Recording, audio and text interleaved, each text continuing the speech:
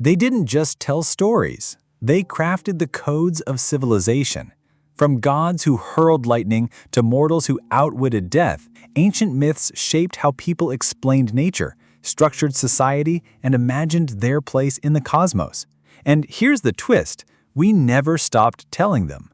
You still see these stories today, in movie theaters, in political speeches, in the lessons we teach our children, and the identities we construct for ourselves.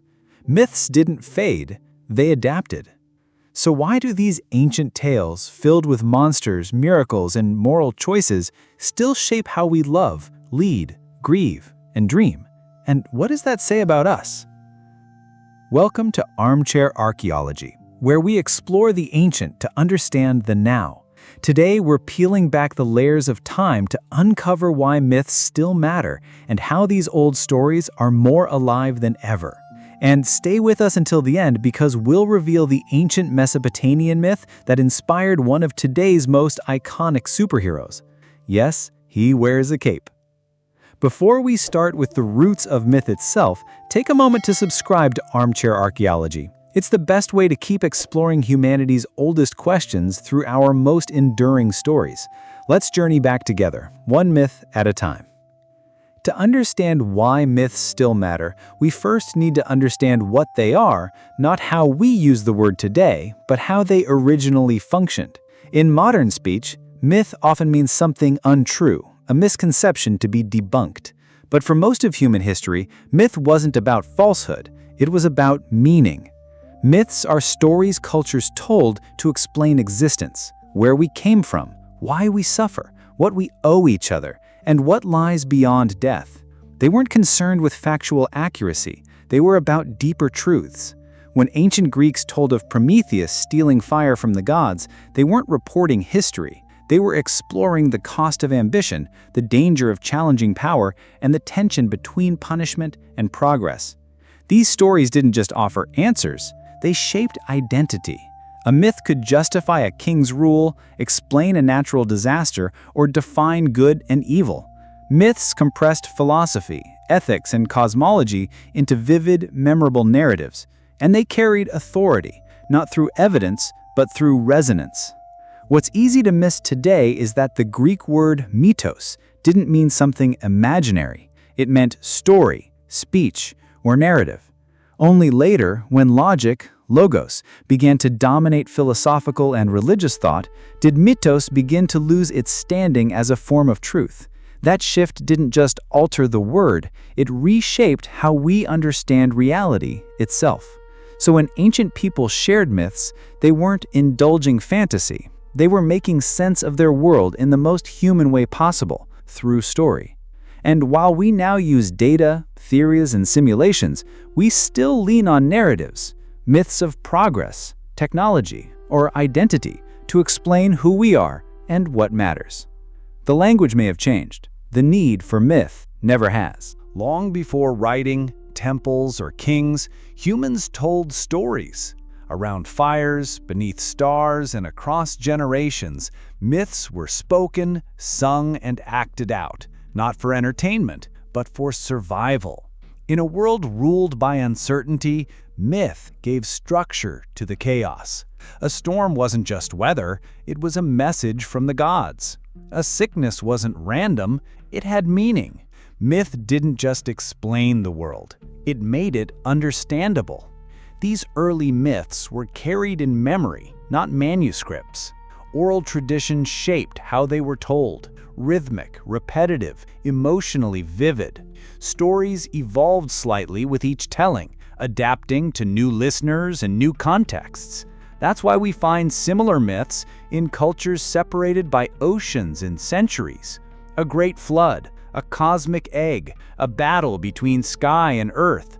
They reflect not shared history, but shared humanity. One of the most revealing insights from comparative mythology is that certain core patterns, like the world emerging from darkness or a creator making humans from clay, appear across every known early culture. That's not coincidence. It points to something older than civilization itself. These stories likely trace back to our common ancestors, long before the first cities. Myth was the first framework through which we processed the unknown. And myths weren't just spoken, they were lived. Through ritual dances, seasonal festivals, and burial rites, early communities enacted their stories. These performances gave myth weight and presence. When people danced the story of the hunt or mourned with the goddess of the harvest, they weren't remembering, they were participating. To understand the birth of myth is to understand the beginning of culture itself. Before we wrote laws or built empires, we told stories. And in telling them, we became more than individuals. We became a people. Across ancient cultures, from the Norse to the Navajo, the Yoruba to the Japanese, we encounter strikingly familiar figures. A sky god wielding thunder, a trickster who disrupts the order of things, a hero who ventures into darkness and returns changed. These recurring characters aren't the result of shared geography. They're echoes of something deeper.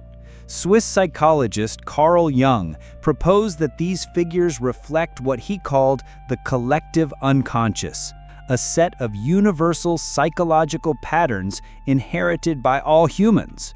Myths, in this view, are not just cultural artifacts. They're symbolic expressions of shared internal experience. We dream of monsters not because we saw them, but because they represent chaos, fear, or the unknown. We tell stories of wise elders and brave heroes because these are the roles we move through in life. Even civilizations with no historical contact created myths with parallel themes. In Japan, the sun goddess, Amaterasu, hides herself in a cave, plunging the world into darkness. The Hopi people of North America tell of the sun vanishing during cosmic imbalance. These aren't cultural copies, they're expressions of a shared psychological instinct to frame crisis and recovery through symbolic withdrawal and return. In myth, gods and monsters aren't just fantasy, they're mirrors. A dragon may represent greed or existential fear. A nurturing goddess may reflect the emotional need for safety, renewal, or forgiveness. Myths externalize what we carry inside, turning emotion into narrative and experience into image. This is why we still resonate with these stories today. Archetypes are not frozen relics, they're living patterns. When we watch a hero rise or a villain fall, we're not just witnessing a plot, we're recognizing ourselves, dressed in the costumes of a different age. Myths don't just explain the world, they define how we live in it. In ancient societies, they functioned like moral blueprints. They didn't offer laws carved in stone so much as stories that made right and wrong unforgettable. Myths carried the values a culture wanted to preserve, dramatized through heroes, villains, gods, and fools. In Egypt, the myth of Ma'at emphasized balance and justice. Living out of harmony didn't just break a rule, it endangered the cosmic order. In Norse tales, dying with honor in battle meant gaining entry to Valhalla, reinforcing ideals of courage and sacrifice. These stories didn't lecture, they showed, through unforgettable imagery, what mattered most to a people. And myths shaped not just behavior, but identity. Among the Yoruba of West Africa, the creation god Obatala is said to have once become drunk while forming humans, resulting in people with disabilities. But instead of rejecting them, the gods accepted them, and so did the culture. This narrative helped root compassion and inclusion into the cultural fabric. Myths weren't only about divine power, they modeled human dignity. What makes myth so effective is that it works through example, not enforcement. It shows what happens when you cheat, betray, or overreach, and what kind of person rises above it. The lessons stick, not because they're forced, but because they're performed. Even today, we still lean on symbolic stories to define who we are. National anthems, founding legends, family lore. Myth is how a group remembers its highest values and passes them on. In the end, myth doesn't just teach morality, it builds identity. It answers one of the most foundational questions any society must face. What kind of people are we trying to be? If you're fascinated by how myth shaped ancient morality, from Egyptian balance to Norse honor, you'll love our ebook, Secrets of the Ancient World, Mysteries, Technologies, and Lost Civilizations. It dives deeper into how these symbolic systems encoded entire ways of life. Find the link in the pinned comment. In the ancient world, myths weren't just told, they were performed. Story and action were inseparable. Through ritual, people didn't simply recall mythic events, they reenacted them, brought them to life, and made them real. Every harvest festival, initiation rite, or seasonal ceremony wasn't just tradition, it was participation in something cosmic. When Egyptians mourned the death of Osiris and celebrated his resurrection, they weren't retelling a story, they were sustaining the rhythm of life and death. The return of spring wasn't just a biological cycle, it was a divine reunion. By stepping into myth through ritual, people believed they could uphold the order of the universe. Many scholars believe the rituals came first, and the stories followed. The dance, the chant, the offering, all existed before anyone put the meaning into words. In ancient Greece, the Eleusinian mysteries, ceremonies tied to the myth of Demeter and Persephone, invited initiates into a secret experience so profound that many claimed it transformed their understanding of life and death. The details were never written down. Participants were sworn to silence, but the experience lingered, reshaping the lives of those who lived it. That's the hidden power of ritual. It bypasses explanation and speaks directly to emotion, to embodiment.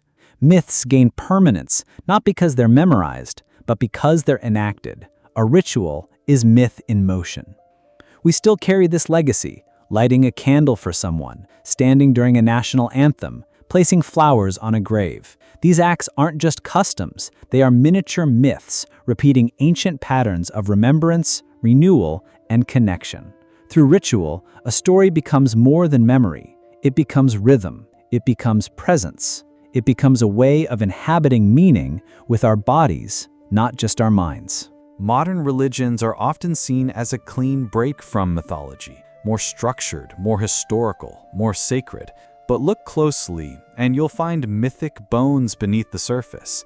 The symbols, stories, and patterns that shaped ancient mythologies didn't disappear. They were refined, reinterpreted, and folded into theology, liturgy, and sacred narrative. Creation stories are a clear example.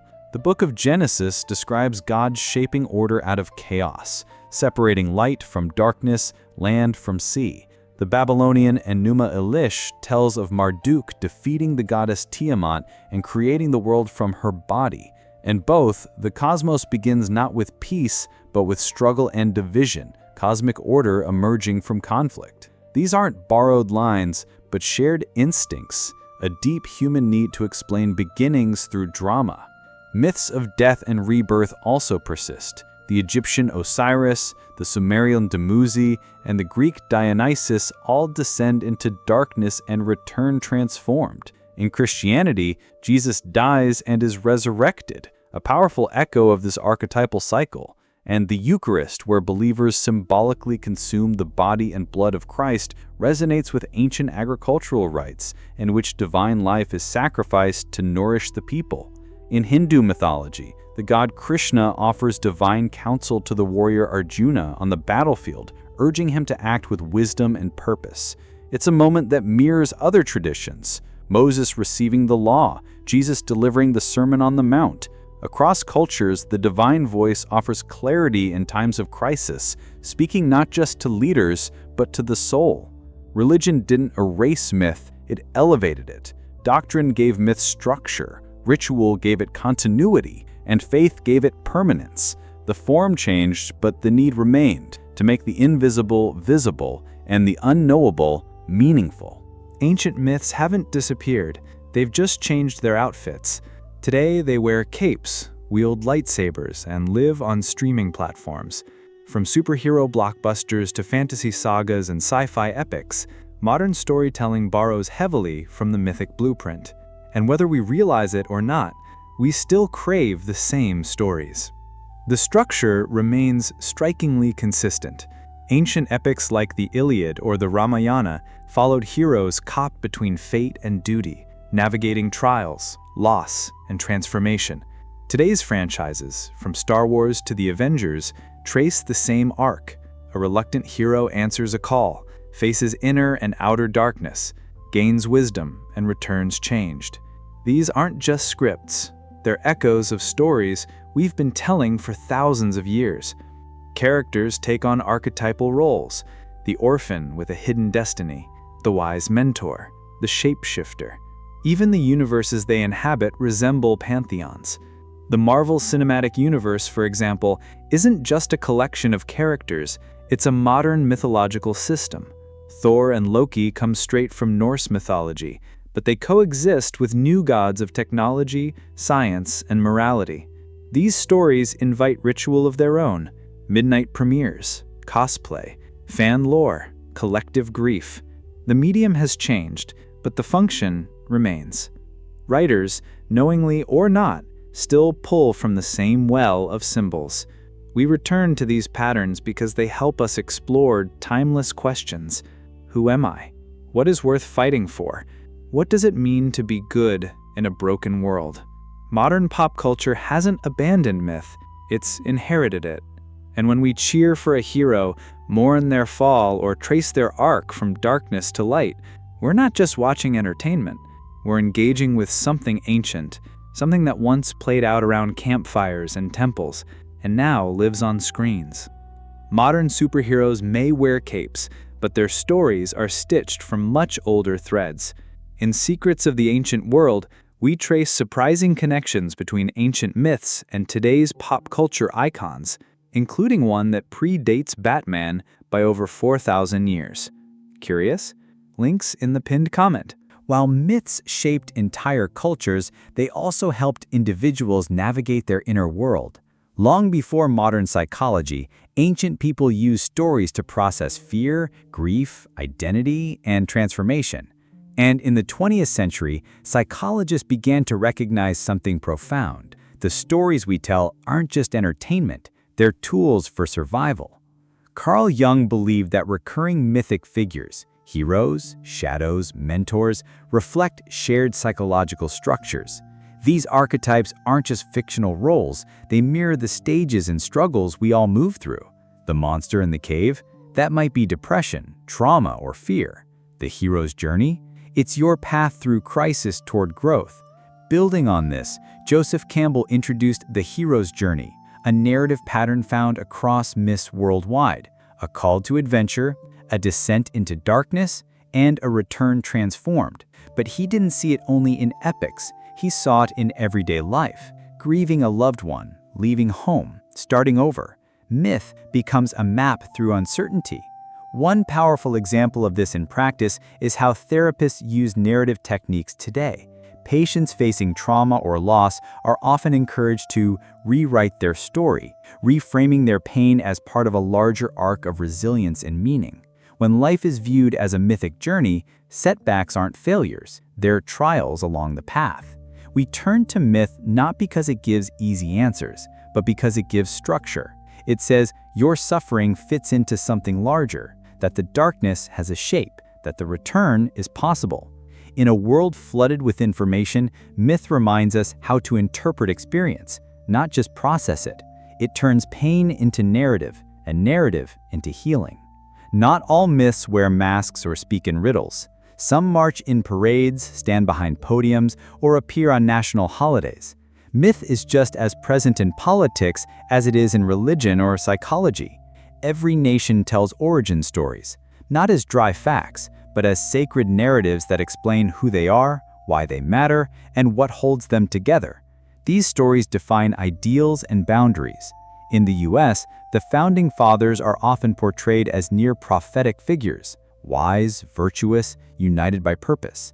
Their flaws are softened, their choices made symbolic. The result is more than history, it's mythology, a tale of rebellion, destiny, and freedom that transcends the complexities of the actual events. Other cultures do the same. Rome traced its birth to Romulus and Remus, nursed by a she-wolf. Japan's imperial family claimed descent from the sun goddess Amaterasu. These myths granted rulers divine legitimacy and made politics feel eternal. Even democratic societies rely on shared narratives of sacrifice, struggle, and exceptionalism to unify diverse populations. And myth doesn't always look like a creation story. In the 20th century Russia, Stalin wasn't just a leader. He was transformed into a mythic figurehead through state-controlled storytelling. History was rewritten to place him at the center of a heroic Soviet saga, complete with betrayals, enemies, and miraculous achievements. Myth became a tool not to preserve memory, but to control it. The political myth isn't just about the past, it shapes the present. It tells people who belongs, what loyalty looks like, and who the enemy is. And like any myth, it evolves to serve the needs of the moment. Myth doesn't just survive in democracies and dictatorships, it thrives. Because when power needs justification, the story is the first thing written, and the last thing forgotten. From founding fathers to national anthems, myth is still shaping who we think we are. If this reshaped how you view modern history, consider sending a super thanks to help keep our deep dives going. And we'd love to hear from you. What myth do you see hiding in your country's story? Let's talk in the comments. If myths belonged only to the past, they would have faded with the temples, scrolls, and pantheons that birthed them. But they didn't. Myths survived, not by staying the same, but by evolving. They're not relics. They're tools we still use to frame our lives, even if we don't always recognize them as such. We turn to them during upheaval, grief, or reinvention. Myths offer structure to chaos. They say, others have walked this path before you. A journey through suffering can become a story of transformation. A loss can become part of a larger arc. We don't just need data, we need context. Myth provides it. Nations, too, lean on myth to rebuild after disaster. After World War II, many countries redefined themselves through narratives of resistance, rebirth, or unity. These weren't just strategies, they were stories with mythic shapes. The fall, the reckoning, the return. And myths continue to adapt. Take Icarus, once a warning about hubris, flying too close to the sun. In some modern retellings, he's seen as a symbol of fearless ambition, punished not for arrogance, but for daring to rise. The myth didn't change, we did. That's what keeps myth alive. It doesn't dictate meaning, it invites reflection. It offers blueprints for navigating the timeless questions. Who are we? Why do we suffer? What matters enough to sacrifice for? Whether found in sacred texts, superhero scripts, or personal memories, myths remain essential. They help us process what logic alone cannot explain. They give shape to experience, voice to emotion, and continuity to change. In a world obsessed with the new, myths remind us that some stories never stop unfolding. We don't just remember them, we revise them, relive them, and pass them on. Myths are more than ancient stories. They're frameworks we carry with us, even when we no longer recognize them as such. They shape how we love, how we lead, how we grieve, and how we hope. They live in our most private moments and our most public ceremonies. They appear in therapy rooms and political speeches, in superhero origin stories and sacred rites. And while the names change, the patterns persist. We've seen how myths help people navigate personal crises, how they provide structure when reason fails, how they frame nations, religions, and revolutions. We've seen how they evolve, how old cautionary tales become modern affirmations, how gods become mentors, and monsters become metaphors. Whether embedded in ritual, politics, pop culture, or psychology, myths still do what they've always done: help us make sense of complexity through story. And they continue to shape the stories we tell ourselves. When we call someone a hero, a martyr, or a monster, we're drawing from mythic language. When we speak of journeys, trials, sacrifices, and transformations, we're speaking the grammar of myth. Even when wrapped in pixels and latex suits, those ancient structures remain. As promised, here's a modern example that shows just how far a myth can travel. Batman, a solitary, haunted figure who transforms loss into a moral mission. Beneath the cape and cowl is an ancient echo. In the Epic of Gilgamesh, one of humanity's oldest known stories, the great king loses his closest companion and is driven into the wilderness by grief. He confronts death, questions justice, and returns transformed. Like Bruce Wayne, Gilgamesh becomes more than a man. He becomes a symbol. Two characters, thousands of years apart, born from the same emotional blueprint. So the next time you read a novel, watch a film, or reflect on your own journey, look closer. The oldest stories are still speaking, and chances are one of them is yours. Thank you for joining us on this exploration of why ancient myths still matter. If you found today's journey meaningful, consider supporting Armchair Archaeology by liking this video and subscribing for more stories that connect the past to the present. Don't forget to ring the bell to stay updated on our upcoming episodes. And now, we want to hear from you. What ancient myth still speaks to you today? Or what modern story do you think is really an old myth in disguise? Share your thoughts in the comments below. Until next time, keep questioning, keep exploring, and keep the ancient stories alive.